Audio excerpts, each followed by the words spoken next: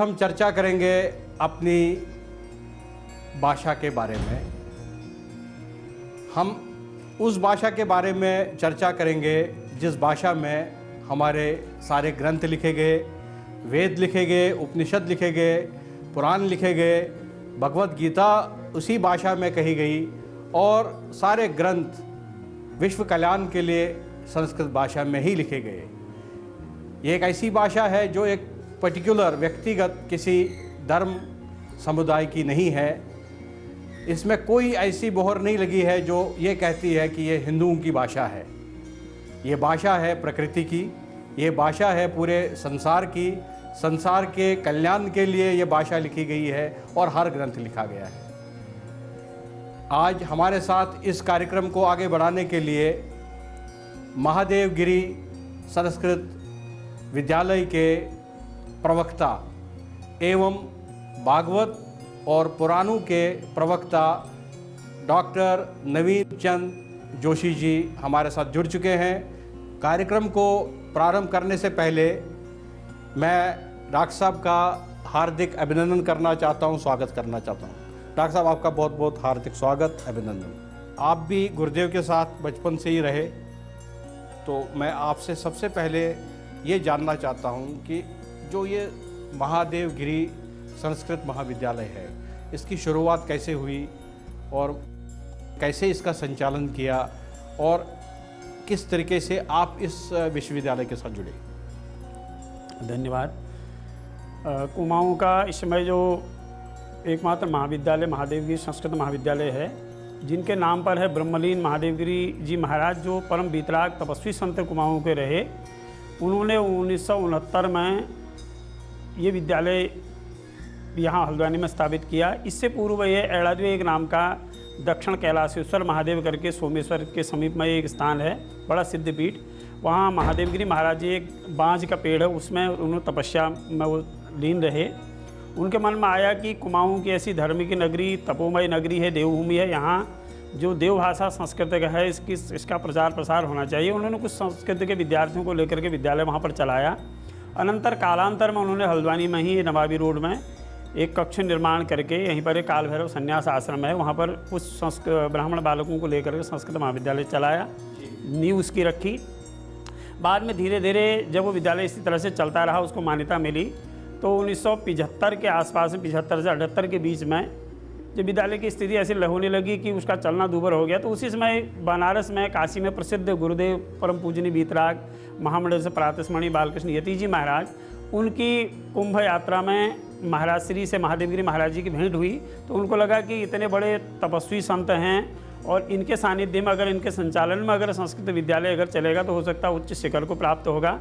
तो महादेवगिरी महाराज जी ने निवेदन किया, महाराज जी ने सहर्ष उसको स्वीकार किया। महाराज जी ने कुमाऊं में आना स्वीकार किया और प्रथम बार जो कुमाऊं में महाराज श्री यहाँ पर आए, हल्द्वानी में ही काल भैरव संन्यास आश्रम में, तो उस समय महाराज श्री महादेवगिरी महाराज जी की जो शिष्या थी बसंती माई जी, तो उस समय उनका महाराज श्री का यहाँ पर भव्य स्वागत इत्यादि वगैरह किया। सबने निवेदन किया, जो यहाँ के प्रबुद्ध नागरिक लोग थे, कहा महाराज श्री आप इस विद्यालय को अपना सानिध्य प्रदान कीजिए, आपके संरक्षण में विद्यालय अगर चलेगा, हो सकता है यहाँ पर संस्कृत और संस्कृति, भारतीय संस्कृति का एक उद्घोष पूरे संसार की तरफ को फैलेगा। तो महाराज श्री ने इसको स्वीकार किया।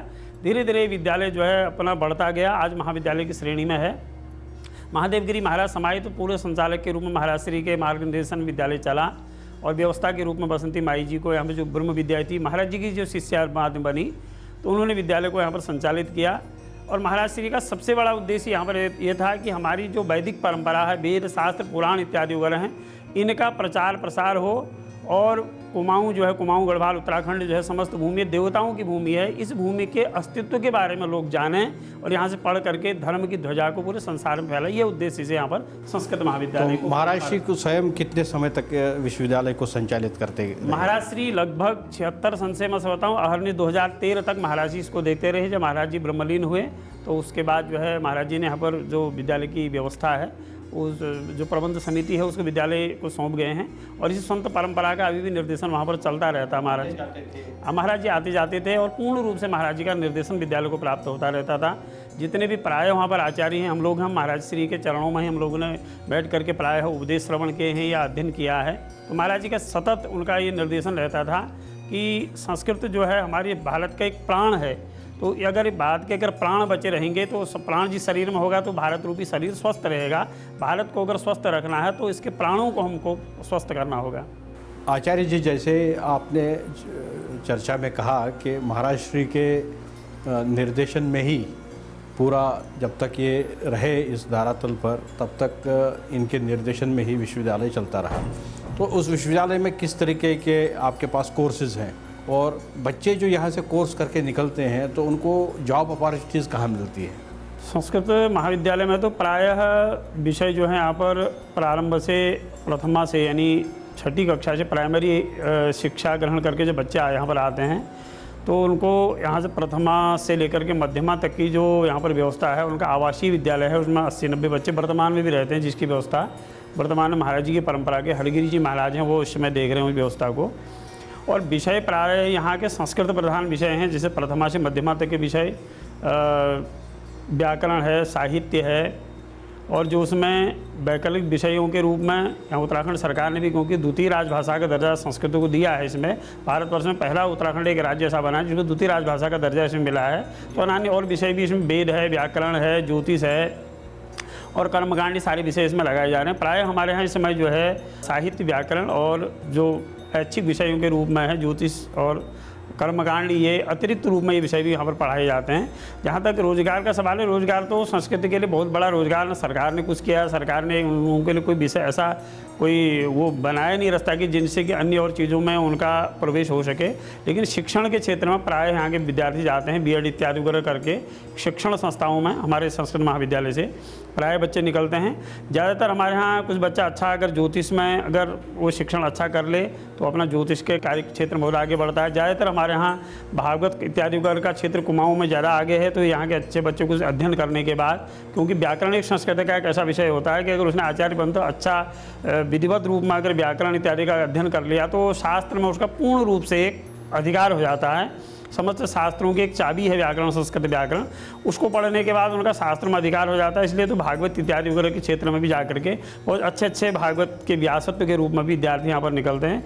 जहाँ तक सरकारी क्षेत्र में है तो वहाँ तो केवल शिक्षण और ज़्यादातर सेना में जो पंडित इत्यादि वगैरह, बटालियन पंडित इत्यादि वगैरह ये क्षेत्र है, सेना इत्यादि, इसमें ज़्यादातर निकलते हैं। और ज़्यादातर प्राय क्षेत्र में आजकल बच्चे जो है इसी धर्म के क्षेत्र की तरफ को ज़्यादा उनका जुड़ाव ज़्यादातर रहता है।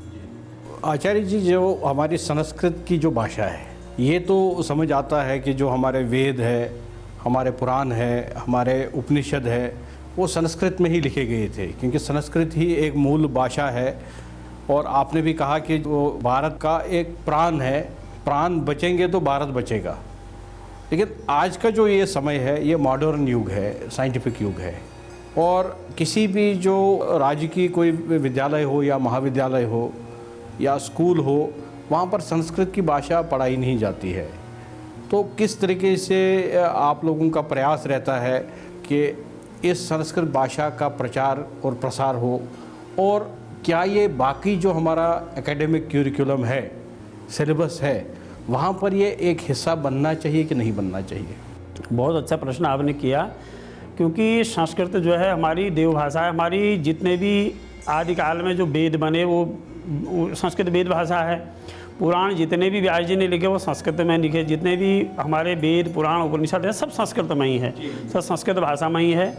और संस्कृत वाङ्मय इतना प्राचीन और इतना गुरुतर है कि उसके समय अन्य और साहित्य को, अन्य भाषा के अगर साहित्य की अगर हम तुलना करें तो न्यून से न्यून भी उसकी स्थिति वहाँ तक नहीं पहुँच सकती, यानी तुलनात्मक कहीं से कहीं हम उस चीज़ को नहीं कर सकते। इतना गुरुतर व्याकरण संस्कृत का है।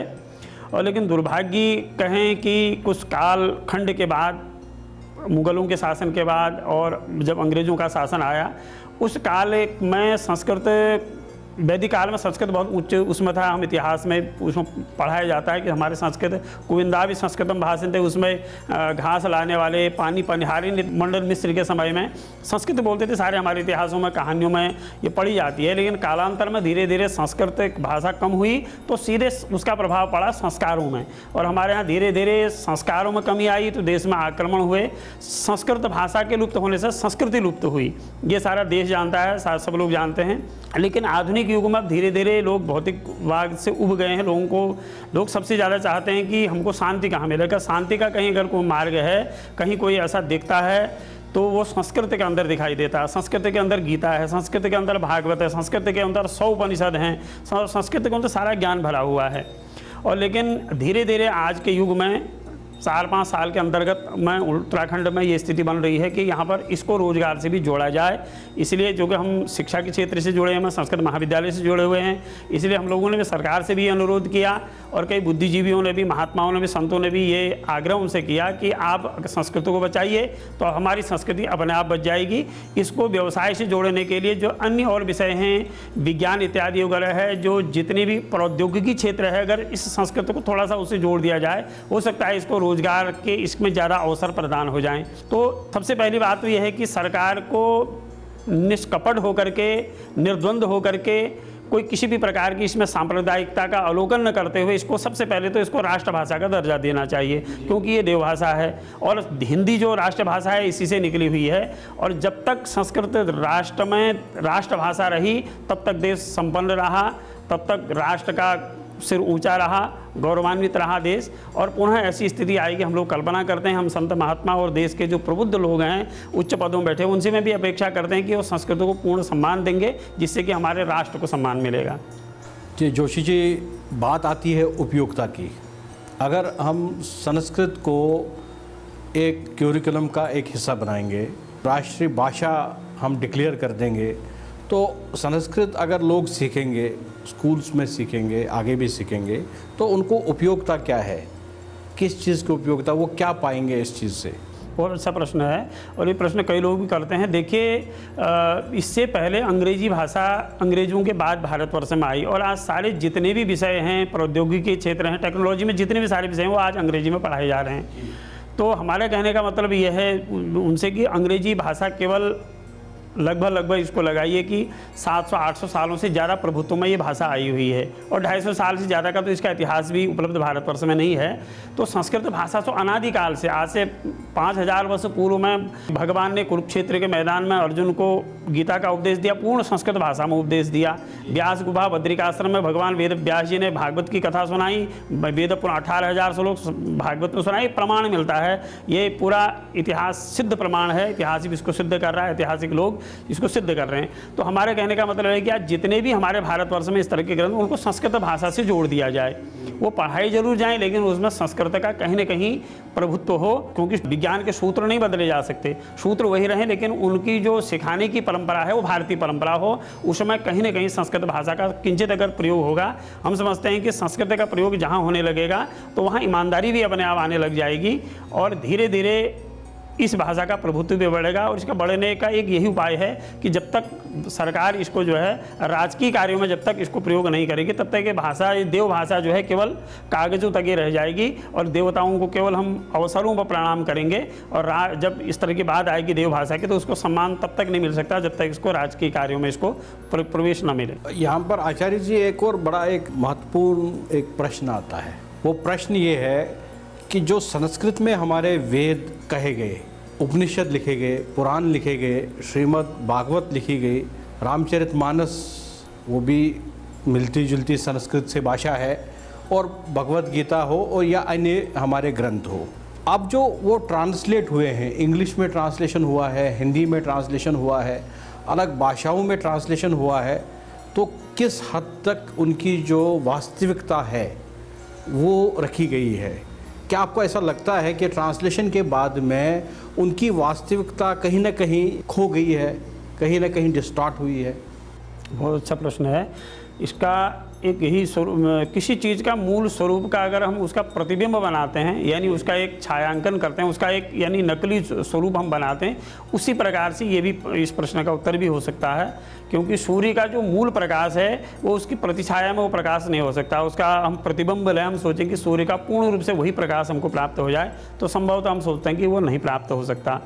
गंगा की भांति, सूर्य की भांति संस्कृत भाषा भी है। संस्कृत भाषा में जो वेद हैं, और हमारे यहाँ इन शास्त्रों को पढ़ने के लिए शब्द की 3 शक्तियाँ, अविद्या, लक्षणा, व्यंजना और कुछ लोग तात्पर्यादिषु केषुचित्, कुछ तात्पर्य को भी शब्द की शक्ति मानते हैं। इनके अनुसार उनके शब्दों के अर्थ किए जाते हैं। कहीं अभिधा शक्ति के द्वारा उनका अर्थ किया जाता है, कहीं लक्षणा के द्वारा, कहीं व्यंजना के द्वारा, कहीं पुराणों में इस तरह की बात कही गई है कि उनका तात्पर्य अर्थ निकालना पड़ता है। तो जो ट्रांसलेट किया जा रहा है वो तो एक शब्द, एक मूल का अर्थ किया जा रहा है, केवल किया जा रहा है। उसके तात्पर्य अर्थ को, वो मूल चीज़ वेद क्या कहना चाह रहे हैं, क्या चीज़ मूलतः उसमें छुपी हुई है, क्या उसमें ज्ञान छपा हुआ है, वो बहुत अंतर उसमें मैं समझता हूँ कि है।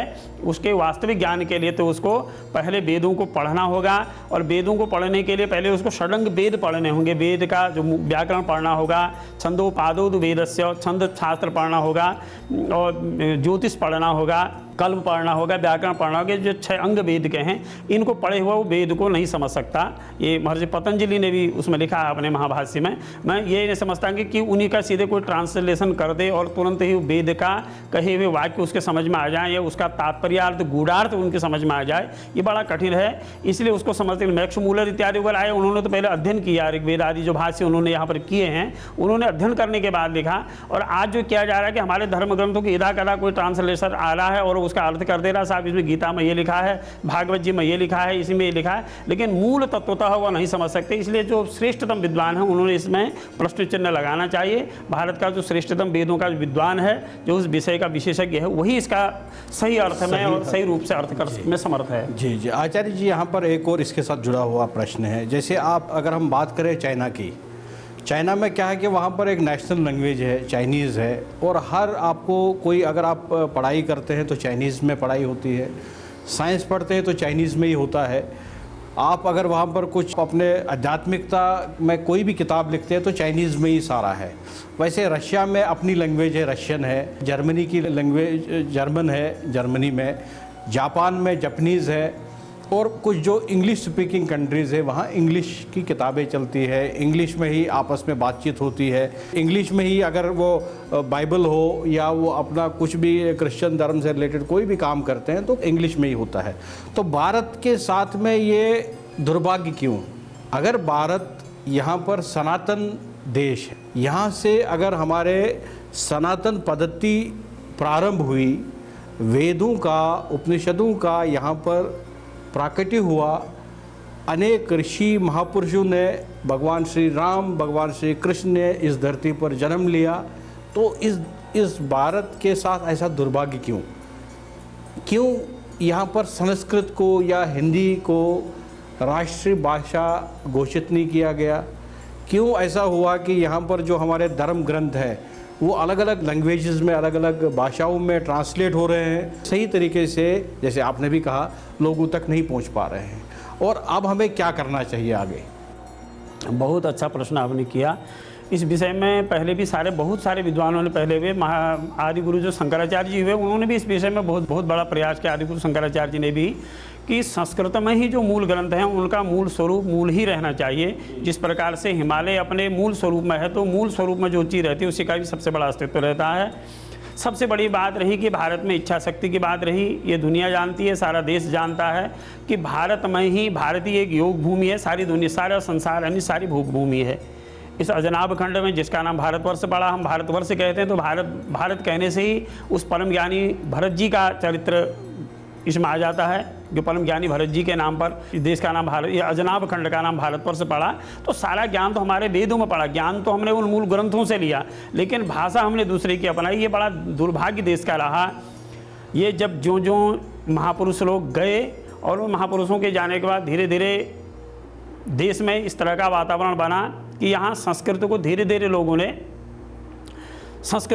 लोगों ने एक सांप्रदायिकता से जोड़ दिया कि ये जो वेदों की भाषा है, जो सनातन धर्म की जो भाषा है, ये कहीं सांप्रदायिकता को उत्पन्न न कर दे। जबकि संस्कृत संस्कार को सिखाने वाली भाषा है। इस संस्कृत से मनुष्य को मनुष्यता की प्राप्ति होती है।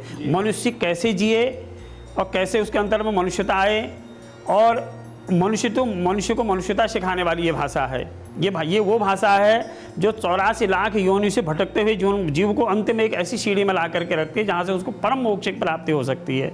ऐसा वास्तविक स्वरूप इसका न जान करके कुछ लोगों ने इसको सांप्रदायिकता का स्वरूप दे दिया। नहीं, इसके अंदर जो वेद पुराण इत्यादि हैं ये धर्म विशेष के हैं। जहाँ तक धर्म की सवाल है, ये किसी धर्म का ही तो सनातन है, और सृष्टि के आदि से भी पहले सनातन धर्म उत्पन्न हुआ। सृष्टि के आदि में हम जब भागवत या वेद पुराणों में जब सुनते हैं, भगवान की नाभि, नारायण जी के नाभि कमल से ब्रह्मा जी उत्पन्न हुए और ब्रह्मा जी ने भगवान की आज्ञा से ये सारे सृष्टि पैदा की और उस सृष्टि में 9 ऋषि पैदा किए। उसके बाद भगवान ने मनु शत्रुपा को पैदा करके संसार में सृष्टि का क्रम चलाया। यानी उन्होंने भी, सनातन भगवान ने भी जब चतुश्लोकी भागवत का उपदेश दिया तो उनको सनातन उपदेश दिया, सनातन धर्म का उपदेश दिया। अब ये कोई ये कहे कि 2000-1500 ऐसा जो संप्रदाय चले हैं देश के अंदर में, और वे ये कहें कि ये किसी धर्म विशेष का है, तो धर्म देश का, इसके अंदर तो सारा संसार का धर्म समाविष्ट है। तो इस तरह की धारणा प्रबल देश के अंदर में होगी। धीरे धीरे संस्कृत को एक सांप्रदायिकता से जोड़ दिया, धर्म के कारण जोड़ने के कारण आज हमारी ऐसी स्थिति हो रही है कि जहाँ जो संस्कृत सारे विध्वंसकारी आतताई ताकतों को समाप्त कर सकती थी, उस संस्कृत के न्यून हो जाने से, छुप जाने से देश के कोने कोने में या विश्व में इस तरह के आतताई शक्तियाँ बढ़ रही हैं। अगर मैं समझता हूँ कि अगर संस्कृति इस तरह से अगर विश्व पटल पर फैली हुई होती तो इस तरह के जो आतताई संस्कृति पैदा हो रही है, आतताई लोग पैदा हो रहे हैं, नहीं होते, ऐसा मेरा अपना मानना है। तो अब समाधान क्या है महाराज जी, अब क्या करना चाहिए हमारे को? हमारे सबसे पहले समाधान तो ये है कि हमारे सबसे बड़े, जो मैं उन महापुरुषों के चरणों में भी ये निवेदन करूंगा कि उन महापुरुषों ने इस समय सारे वैमनस्यों को भुला करके एक होना चाहिए। भारत की संस्कृति जो अनादिकाल से चली आ रही जो संस्कृति है, उस संस्कृति को, लोगों के वास्तविक स्वरूप को सार के सामने रखना चाहिए। सरकारों का भी ये कर्तव्य है, जो जितने पदों में बैठे हुए, राजनीतिक पदों वाले हों, धार्मिक पदों वाले हों, उन्होंने, हिंदू धर्म मानवता का धर्म है, समस्त मानवों को एक करने का, मानव को मानवता सिखाने वाला ये धर्म है। इसी से सारा विश्व में एक शांति का संदेश जा सकता है और विश्व में शांति की स्थापना हो सकती है। आप गीता को विश्व का ग्रंथ बना दीजिए। जितने भी हमारे महापुरुष चले हैं वो गीता को हाथ में लेकर के चले। आज गीता कहीं रखी जाती, लोग कहते हैं कि सांप्रदायिकता, ये तो सांप्रदायिक है, और यहाँ तो गीता के श्लोक पढ़ाए जा रहे हैं, यहाँ तो सिर्फ ओम का उच्चारण किया जाता है, जबकि ओम का उच्चारण सारे शरीर की विकृतियों को दूर करके अच्छी प्राणवायु शरीर के अंदर में दे। तो ये तमाम सारी चीज़ें भ्रांतियाँ हैं, उन भ्रांति को मिटाने के उन महापुरुषों को आगे एक उस प्लेटफॉर्म में आना पड़ेगा जहाँ आकर के उस वास्तविक स्वरूप को पहचान सकें कि इस संसार में, इस समय, इस देश के अंदर में जो शक्तियाँ आपको इस तरह से भ्रमित कर रही हैं वो आपका हित नहीं चाह रही, मानवता का हित नहीं चाह रही हैं। असली उपदेश तो यह है, सर्वे भवन्तु सुखिनः सर्वे सन्तु निरामया सर्वे भद्राणि पश्यन्तु मां कश्चित्। वही हमारी वेद की संस्कृति है। आपका हित चाहने वाली तो ये संस्कृति है ही नहीं। ये वेद तो सबसे पहले आपके हित की बात कर रहे, तो ऐसा वास्तविक स्वरूप उनके सामने जाएगा, मैं समझता हूँ निश्चय ही समाधान हो जाएगा। हमने ये जाना संस्कृत महाविद्यालय की स्थापना कैसे हुई, कैसे गुरुदेव ने संचालन किया और किस तरीके के कोर्सेज चलाए जाते हैं, और संस्कृत की उपयोगिता और वास्तविकता पर भी हमने चर्चा की। आचार्य जी ने ये कहा कि संस्कृत में जो ग्रंथ लिखे गए हैं, पुराण लिखे गए हैं, उनको जब दूसरे लैंग्वेजेस में, दूसरे भाषाओं में ट्रांसलेट किया गया तो उनकी वास्तविकता कहीं ना कहीं खो गई है, जिससे लोगों में भ्रम फैल गया है, जिससे लोगों को लगा कि ये सांप्रदायिकता है, लोगों को लगा कि ये पूरे संसार के लिए ये ग्रंथ नहीं बनाए गए हैं, जबकि कहानी कुछ और है, सच्चाई कुछ और है। उस सच्चाई को हम अगले सत्र में जानेंगे। तब तक के लिए हम यहाँ पर एक छोटे से ब्रेक के लिए रुक रहे हैं। ब्रेक के बाद आचार्य जी के साथ इस कार्यक्रम को हम जारी रखेंगे।